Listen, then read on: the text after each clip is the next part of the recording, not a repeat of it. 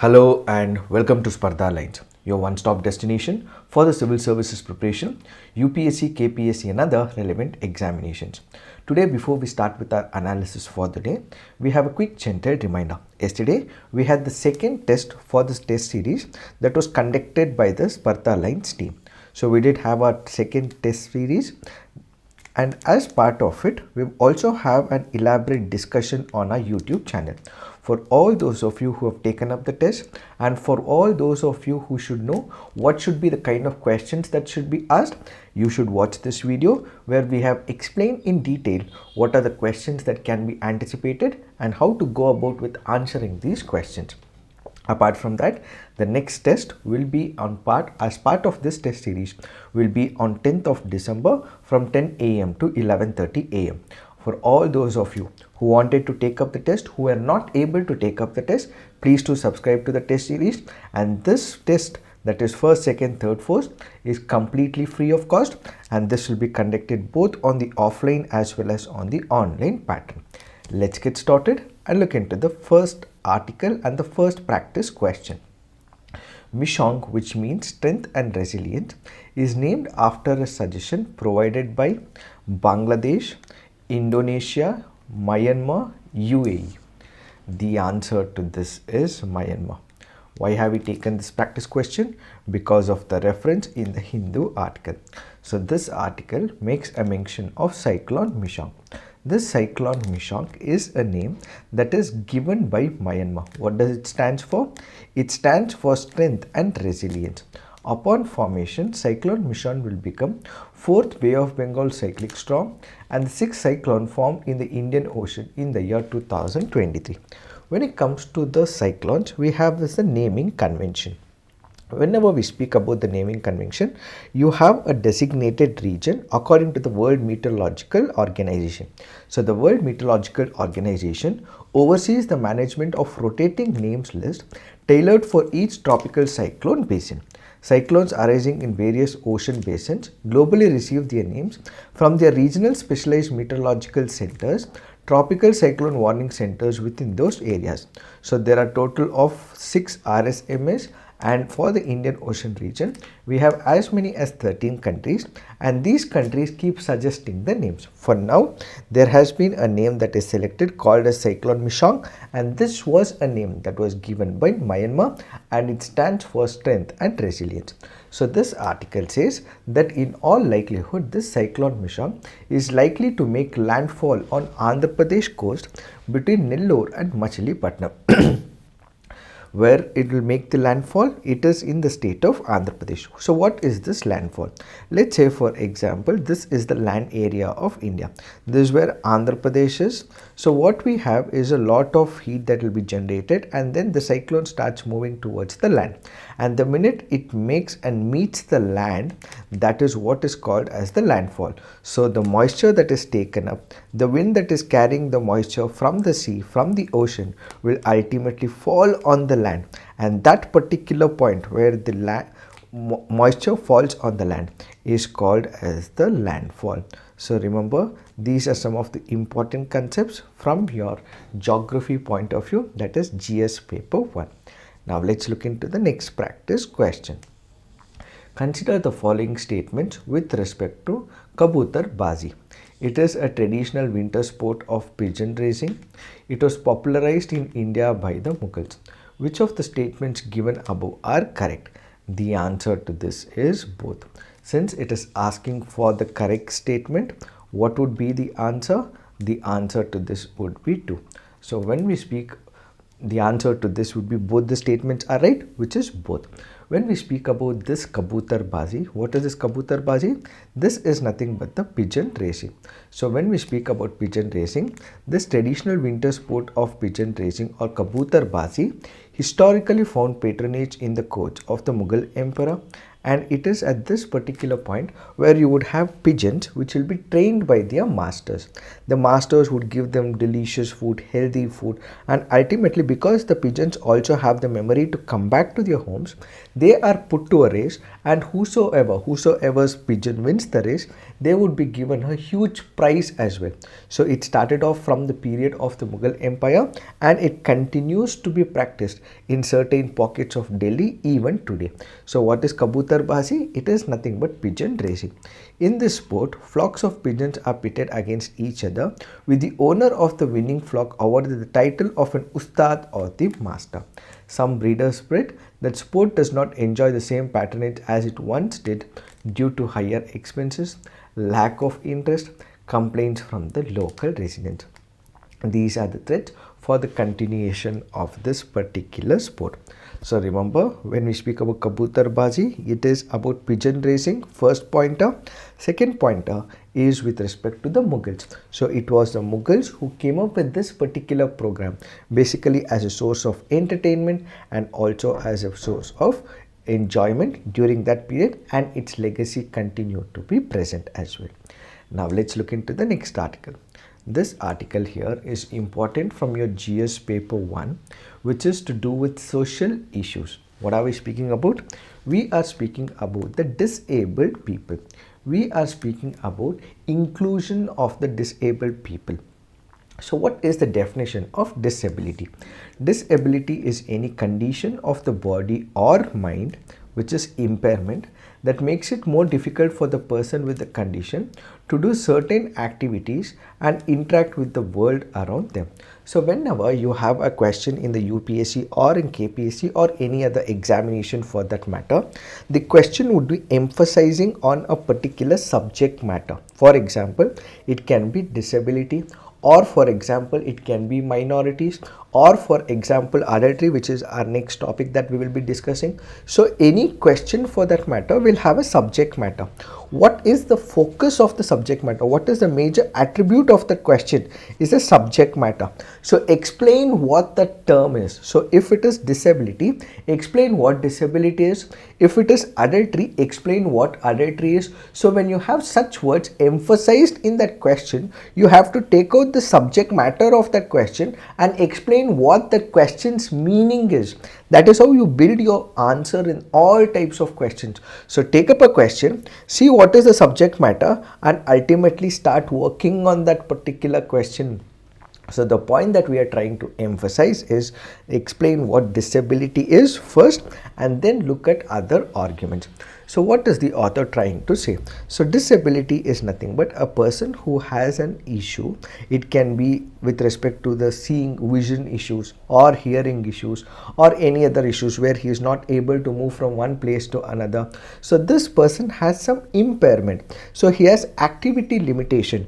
Because he has some issues, this person would not be able to subject himself to all other kinds of work which normal human beings would be able to do, and that is what is going to lead to disability. So the author says that persons with disability have issues, but if we can bring them under the economy, if we can provide them the jobs and the means to take care of themselves, then in that particular case we would be shooting up the GDP or the economy by 3% and more, says the author.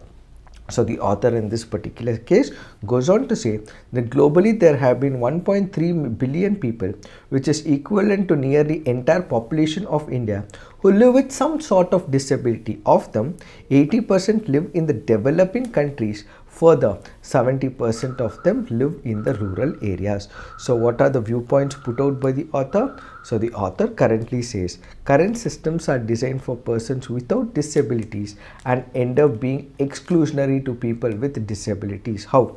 Let's say, for example, if I am a person who is blind, I am not able to see, I am not able to see what is written. So what should happen? It should be written in a braille language so that the minute I touch it, I should be able to feel it, or I have the I'm not able to see, at least I can hear.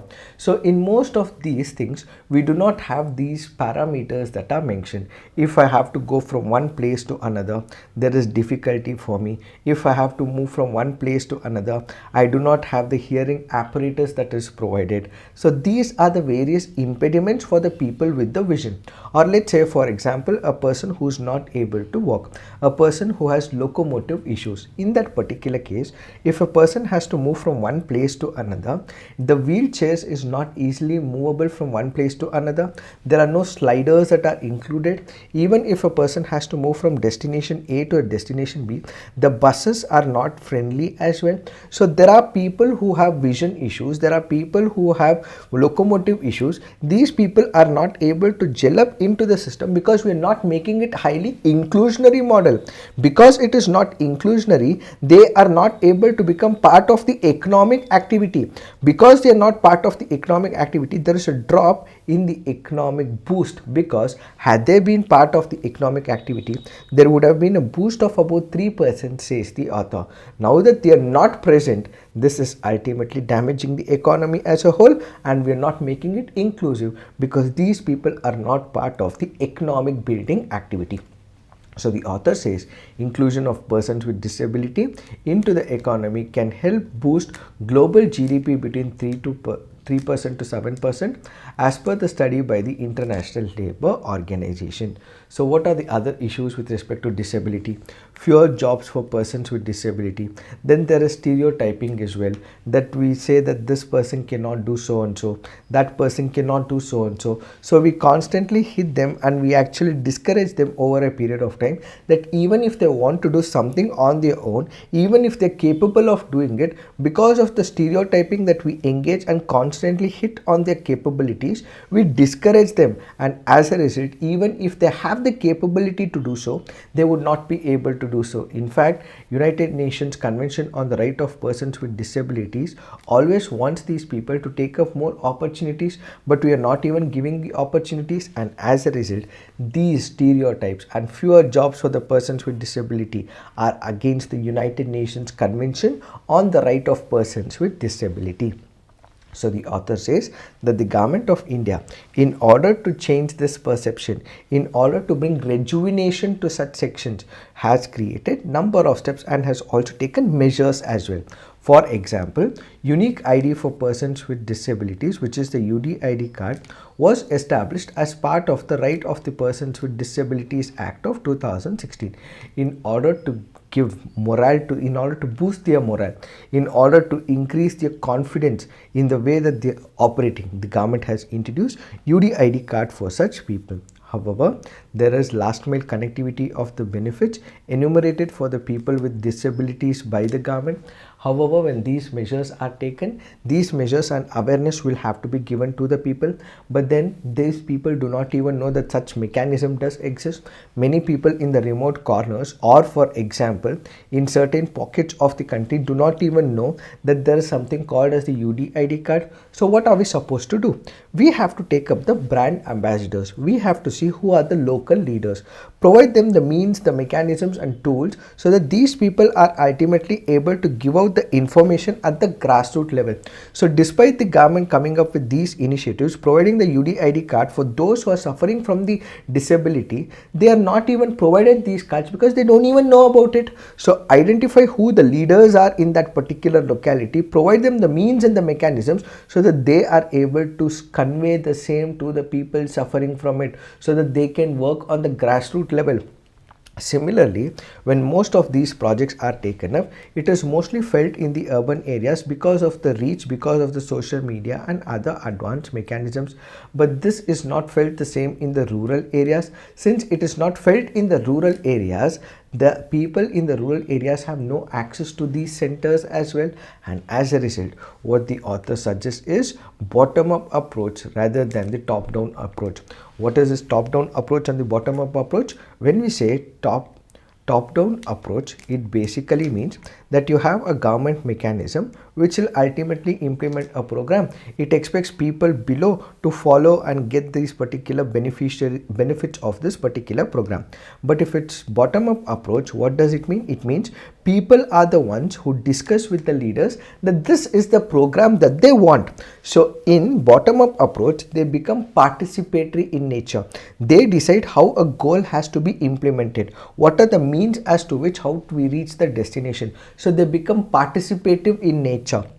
But in top-down approach, someone decides and it is implemented. In bottom-up approach, we decide and it is implemented. So the author says, instead of coming down with the top-down approach, come up with a bottom-up approach, make them part of this inclusive process and take their recommendations, start implementing these recommendations, and to make it much more effective, also bring in the private sector as well. If it is only the government, it may not be that helpful, but if private sector is also added, that will increase the numbers as well, says the author. The International Labour Organization and International Fund for Agricultural Development, in collaboration with the Women's Development Corporation in Maharashtra, are implementing a program called a Sparkling Disability Inclusive Rural Transformation Project. This will basically have what is called as a disability inclusion facilitators. Who are these facilitators? A village will be recognized. In this village, there will be people who will be selected and picked up. These people would be explained about disability. These people would be explained about disadvantages that people face when they are disabled, and ultimately they would be given sensitization about what are the kind of difficulties that a disabled person feels. So once an education is inbuilt into the thought process of these disability inclusion facilitators and all the programs that are present for these people, these disabled inclusion facilitators go up to the village localities, they raise awareness about it, and they also ensure that a certain program is present for the disabled people, and ultimately make sure that an awareness is created for such section of the people. And if there are barriers to such inclusion, they will also identify them and try to make sure that this is also eliminated as well. And if there are women, there would already be self-help groups as well. These women who are disabled, who are not part of the process, will also be able to become part of the self-help groups as well. So they provide such information. So this Spark project, which has created an actual spark in the entire region, should be taken up and adopted in multiple other sections, says the author. So the author says that yes, disability is a major problem in the country. This has to become part of the economy so that it can be given a boost as well. But subsequently, we have to change the stereotype that exists in the system by creating an awareness and making it truly inclusive, is what is this article all about. Now let's look into the next article. This article says on re-criminalising adultery. Let us try and understand what is this article all about. First, let's understand what is the concept of adultery. Then let's understand what has the Supreme Court said about adultery in the past judgment. And then we will look at what is the stand of the Parliamentary Standing Committee on Home Affairs. First important factor that we have to understand is what is adultery. As you can see from the image, so there are two people who are involved. So one is a man, the other is a woman. So they are married to each other, so they now become the couple. So in this relationship, there comes a third person. It can be a female, it can also be a male as well. So what happens, a person who is a couple, if this man engages in an extramarital affair or he has an extra sexual intercourse with an other female outside the marriage, that is adultery. So they are married to each other, but then there is a third person who is not part of this relationship. So if a man enters into an extramarital affair with an other female outside the marriage, or if there is a female who enters into an extramarital affair with an other male outside the marriage, that is what is called as adultery. So as I told you, whenever there is a question, what is the subject matter? The subject matter here is about adultery. So write the definition of adultery at the start. So what is it? It is a voluntary sexual intercourse between a married person. So the married person can be a male or a female and a person. So it is an intercourse between a married person and a person who is not their spouse. So as I showed you in the image, there'll be a married couple. It can be a male or a female. So when they get into a physical, intimate sexual relationship with a person outside their marriage with a man or a woman, that is what is called as adultery. So when we speak about adultery, we had one of the sections in the Indian Penal Code called as section 497 of the Indian Penal Code. Why am I saying that? Though it is not, it is still being used. Why am I saying so? That is because the Supreme Court decriminalized this section of the Indian Penal Code. Let me explain that a bit later. But for now, what is that you have to understand? We have 497 of the Indian Penal Code. What does it say? It says whoever has sexual intercourse with a person who is and whom he knows or has reason to believe to be the wife of another man without the consent or the connivance of that man, such sexual intercourse not amounting to the offence of rape, is guilty of the offence of adultery. In such case, the wife shall not be punishable as an abettor. What is the issue here? There are a couple. That is, this is a wife and then you have a husband. So there is another man here. This man who is not part of the wedding, that is, they are the couple, wife and husband. Outside the wedding, there is another man. This man engages in a sexual intercourse with the wife. So what exactly happens? So this man who is engaged in a sexual intercourse with the wife of another person, this person will be thrown behind bars. Why? That is because this is a practice of adultery.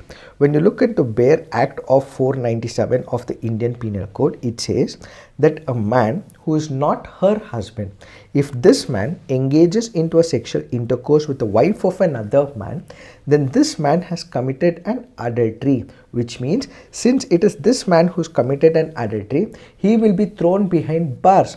Now the question is, it is the female who's also entered into a relationship. So it is this female who's also given the consent. So it happens to be the wife of another person. Why blame the man alone is the first question.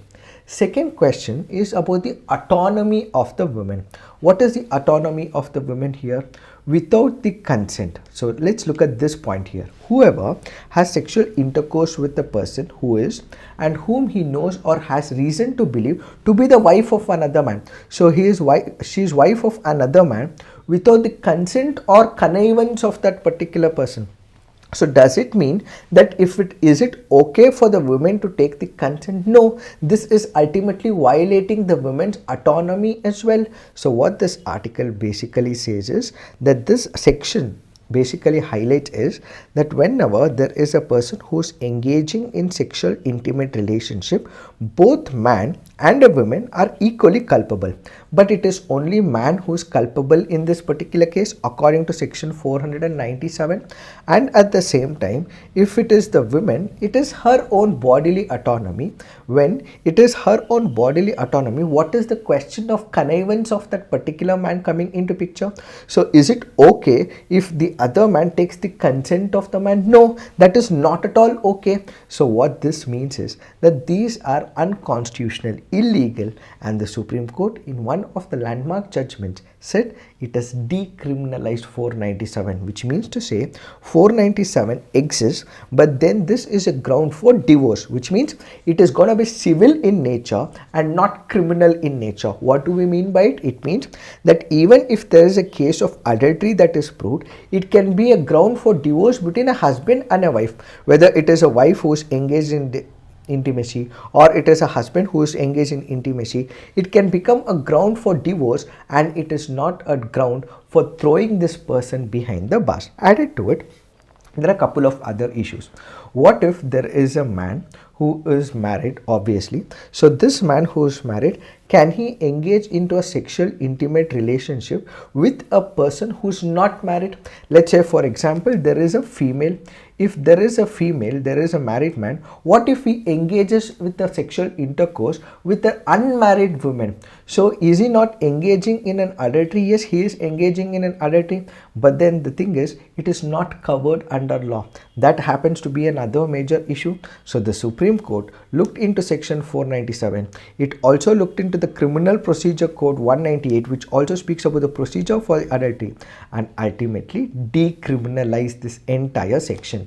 So as of now, it looks like it is civil in nature and not criminal in nature. So if a husband and wife have engaged in sexual intercourse with the person outside their marriage, it is a ground for divorce, and it is not for throwing that person behind the bars. So what are the ingredients of adultery? When we speak about ingredients, sexual intercourse between a married woman and a man who is not a husband. The man who has sexual intercourse with the married woman must know or has reason to believe that she is the wife of another person. So he should be having an awareness that she is wife of another person. Sexual intercourse must take place with her consent. So there has to be consent of the woman, because if there is no consent, it will amount to rape. And sexual intercourse with a married woman must take place without the consent or the connivance of her husband. So permission of the husband or the connivance of the person, that is the husband, should not be taken. If at all these things fall into picture, that is where section 497 will apply, and in all likelihood the person would be thrown behind bars. This was decriminalized by the Supreme Court of India in Joseph Shine case. So what did the Supreme Court held? The Supreme Court, looking into all these articles, said that it is violation of Article 14, it is in violation of Article 15, it is in violation of Article 21, right to life, it is in violation of right to privacy and the right to choose. Married women's sexual agency was rendered wholly dependent on consent and connivance of husband, as we discussed. What if the husband gives the permission? Can she engage in the sexual intercourse? No, that is violation of the bodily autonomy. It denotes women's sexual autonomy, opposed to the constitutional morality, and premised on sexual stereotypes. Based on all these arguments, the Supreme Court said that this particular section will be decriminalized. So this happens to be civil in nature, and this has got nothing to do with criminality. If it is proved that they have engaged in sexual intercourse outside the marriage, in that case they can be given divorce under the civil laws, but these people need not be criminalized and thrown behind bars, said the Supreme Court of India in Joseph Shine versus the Union of India. And now what we have is this. It's the Bharatiya Nyaya Sanhita.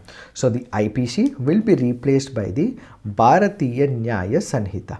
So in this particular law, what they've also been coming up with is with the legislation which says that whenever, if it is about marriage, what we have is marriage sanctity when it comes to the Hindu culture as well as the Indian culture. So in Indian culture, marriages are respected. So what we will have is, we will reintroduce this adultery concept in a general neutral manner. When we spoke about 497, what did 497 say? 497 said the bias was in favor of women, that is, only man was thrown behind bars and women was not thrown behind bars. So what this law currently says under BNS is, let's make it general neutral. Whosoever is the person who is getting into a sexual intercourse mode outside the marriage, both these people will be thrown behind bars. So we will make it general neutral, says the Bharatiya Nyaya Sanhita. This is where the question arises. So does the legislature have the power to overrule the judgment of the Supreme Court? Yes, this is what is called as legislative overruling. What is this concept of legislative overruling? Let me give you a couple of examples. Let's say, for example, we have the Supreme Court of India. The Supreme Court of India has passed a particular judgment. So this judgment has a binding precedent, which means whatever the Supreme Court decides, it is binding on all the high courts in India. So whatever the Supreme Court says, the High Court will have to listen to it. It is a binding in nature on all high courts, and similarly, even for the trial courts, it is of binding in nature. But does it mean that the Parliament cannot make a law? No, the Parliament can make a law. So the Supreme Court would have passed a judgment. So the legislature, that is the executive in India, because the legislature and executive have overlapping jurisdiction, they can come up with a law and rechange the law and ultimately reinterpret the Supreme Court judgment and come up with a new legislature as well. For example, in 2019 or in 2018, the Supreme Court had passed judgment with respect to the SC/ST community and the SC/ST Act as well. So what did the government do? The government came up with a legislative mechanism to change the wordings of the law, and as a result, the Supreme Court had to comply by it, which means there is legislative overruling. So whatever judgment might have been passed by the Supreme Court, that judgment can be overwritten, rewritten, reinterpreted and rewritten in legislative module, which is called as the legislative overruling. So even if the Supreme Court passes a judgment, it is binding on the High Court and the trial court. But remember, the legislature has the power to overrule it. How? By creating a new enactment for the very same judgment which can be overruled. For example, in 1989 and much prior to that, the Charbonneau case, that is one such example. The SC/ST Act recently is one such example. So we have the mechanism where the legislature can override that particular judgment by bringing a legislative mechanism. So this article goes on to say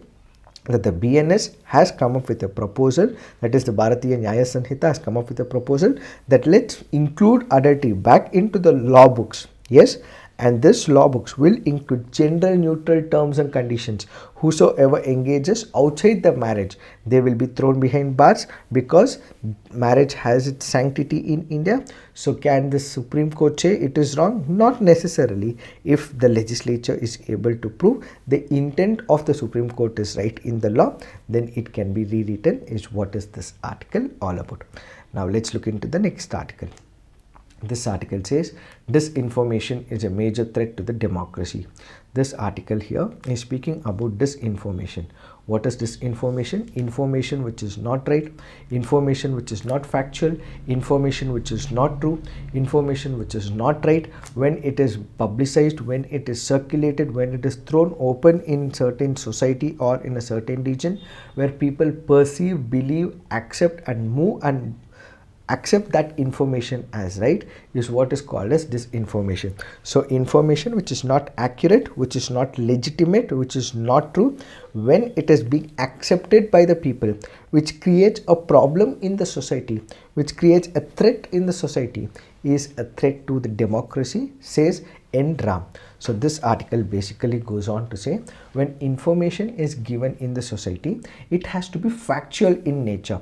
But when information is when information is fabricated or it is constructed in such a way that it has to create cracks in the society or instigate a certain section of the people in the society, that is going to be a major threat to the democracy, says the author, says NRAM.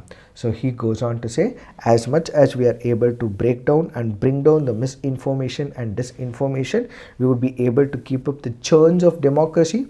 But if we are not able to do so, with more artificial intelligence tools that are present, it will create more fake news, disinformation, misinformation, and this could be a threat to the democracy, says NRAM. So remember, NRAM, you can use the wordings of NRAM and ultimately say that these are the wordings of NRAM when you're writing your answer writing, which can be a very important factor for your mains examination. Now let's look into the next article.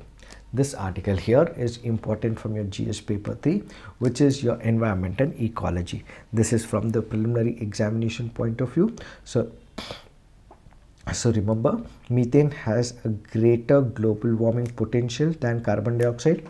First important parameter from your preliminary examination, does methane have a greater global warming potential than carbon dioxide? Yes. The GWP is a measure of warming caused by a substance relative to that due to the same mass of carbon dioxide. The GWP 100 measures this over a century at a time. If carbon dioxide has a GWP of 100 of 1, methane is 28, nitrous oxide is 265, sulfur hexafluoride is 23,500. However, while carbon dioxide lasts for several decades at a time in the atmosphere before breaking down, methane breaks down in a matter of years. That is, it is short-lived climate pollutant. Its sources include, so there might be another question, what are the sources of methane pollution? So the sources are cattle farming, landfills, wastewater treatment facilities, rice cultivation, some industrial processes are the major sources of methane. So remember, methane has a greater global warming potential than carbon dioxide. Carbon dioxide exists more in the nature, that is, it's able to live in the nature for a longer period of time than methane. Methane is very short-lived, and its sources include cattle farming, landfills, wastewater treatment facilities, rice cultivation, some industrial processes, so on and so forth. It is this that we have to understand with respect to this article. If you're liking these initiatives, please do like, subscribe to our YouTube channel and share it with your fellow aspirants as well. And all that I want you to do is, in case you want me to take up any of the topics as part of the detailed explanation, please put it on the comment section so that I can take up those topics as well. Thank you for watching. All the best.